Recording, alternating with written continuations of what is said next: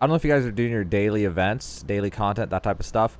But if you're not familiar with it, there's a tab over here on the left. If you're not paying attention, you need to know about it. The game tries to tell you.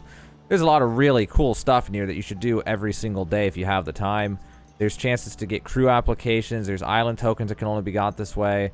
There's these bosses that you can do. These ones appear once every other day or something. It's probably some schedule. They're not here every day. And that's sometimes other days it's different bosses. There's no Illusion Isle. And also there's an item level. See, required item level 250 up near the top. And 460 for this one. So there's different stuff for different parts of the game. And there's cool stuff that you can get, whether it's stone fragments and gold, or whether it's a secret map or one of these other things. It's going to be, you know, it doesn't give everything that it says, but it depends on the event. Depends on what it is. So this is actually an insane way to get a lot of really good stuff in this game. You really should be trying to do these, figure them out, figure out which ones are worth it for you, which ones you want to do and stuff. Highly, highly recommend doing this.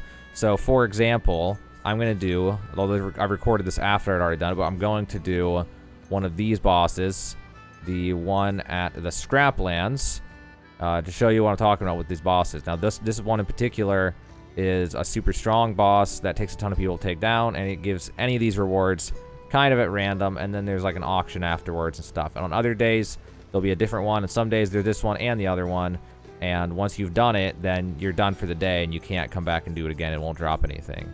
But let's take a look at that. So if you go to the map, Scraplands is in Argentine. Scraplands is right here. So a trick you can do, if you get here early, you can swap to a more populated channel. Generally, the higher in the list, the better. I can't even go channel 1 and 2. They're literally full.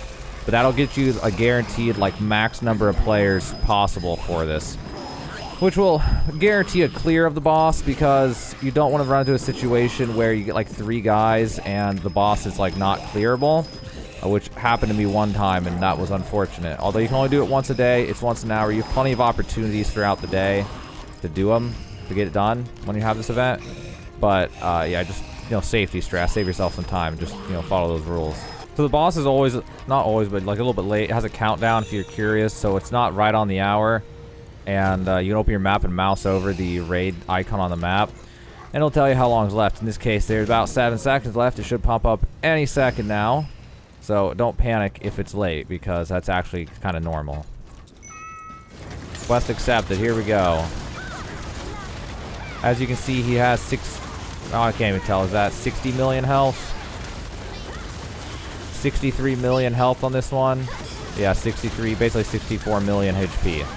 That's which is why you want to have a lot of people for this, because without enough people, it'll take a long time and be miserable to do. And it's completed. You get a bunch of stuff. Guardian Stone Fragments, Soul Leaf, Eternity Essence, Destruction Stone Fragments, Star's Breaths, random gear, that type of stuff. And then there's an auction afterwards for whatever random stuff that it dropped. In this case, the stuff it dropped is kind of garbage. And for some reason, people often still bid on it for no reason and just throw their money away. I'm not entirely sure. Sometimes there can be really good loot, though, but this time it was really, really bad. But there's an auction like this. You can bid if you want, but you got to, you know, it tells you right here, market lowest price. It tells you what the cheapest it's going for on the market is right now. So you know what to bid. Also, based on what the guy bids, it distributes it to everybody who participated.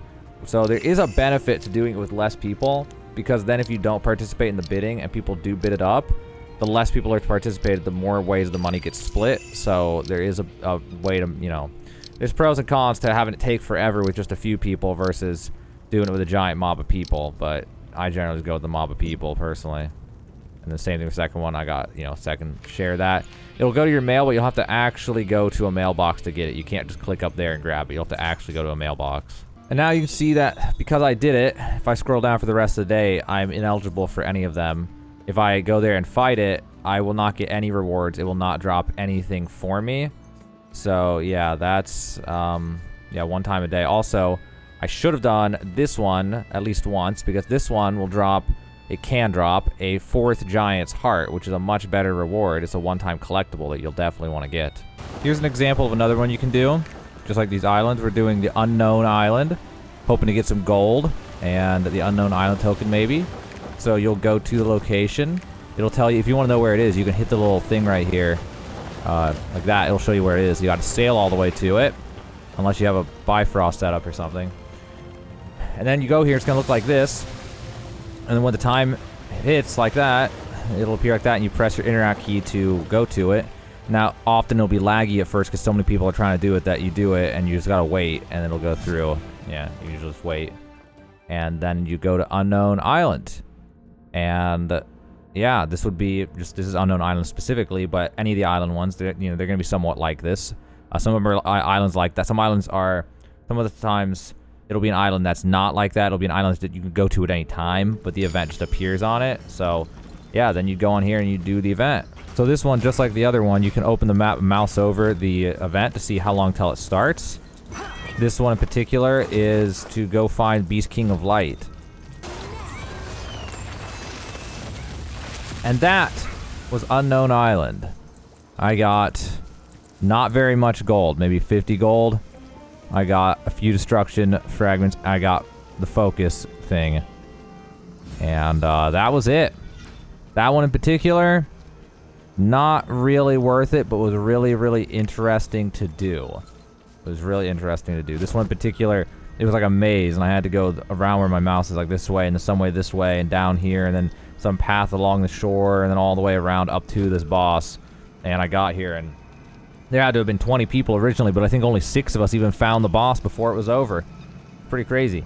So there's a lot of cool stuff if you do these. A lot of really, really cool stuff like that. So definitely go out of your way to do those if you can. Check the rewards, see which ones make sense. For example, you might be able to get, there are certain ones to get additional pirate coins. So you can get like daily pirate coins, that type of thing. So ways to keep going long term after you've gotten all your initial rewards. Because like, well, I mean, you can always make new characters too. That's another option in this game, right? Is to make new characters and do everything again. Before a single character, you'll hit a point where you've obtained all of your one-time things. And after that, you got to start looking at the repeatables. And those are repeatable. And you'll be able to get a lot of things like repeatable pirate coins or repeatable secret maps, things like that, that will help you out a lot. That are really good to do. So definitely check that every day. Whenever you're playing, try to keep up with it. See if there's something that is worth doing. Go out of your way for it. It's really worth it, honestly, to do a lot of those things. Some of them are not worth it, but a lot of them are really, really good. The rewards are really, really good. Some of them have special conditions. I think the Lullaby Island one, you need a certain song that you have to get from Peyto or something. Yeah, there's a song from Peyto. I think you need that for the Lullaby Island one. So you'll find out as you go. Certain ones, you'll need certain prereqs. You didn't realize till you go there and stuff. But it's definitely a fun adventure to check those out. Good rewards. If this guide helped you in any way, though, definitely consider subscribing to this channel for more Lost Ark content. I'm making guides right now, February 2022, like making guides left and right. I'm working like 14 hours a day trying to get these guides out, posting little videos every so often, a big video like this that tries to give you a big tip or something. If that sounds like something that you're interested in, definitely subscribe. I post news, patch notes, things like that. Just trying to keep people up to date with the game, help people out, help people with all the systems in the game. I know it's a lot. It's overwhelming for a lot of people, so just trying to cover everything so you guys can just watch a guide for anything under the sun and not have to spend, a significant amount of time trying to figure it out on your own. So, yeah, definitely consider subscribing. But that's it for this one. This is, your daily content, your daily events. Check them out. Do them. They're definitely worth doing in Lost Ark.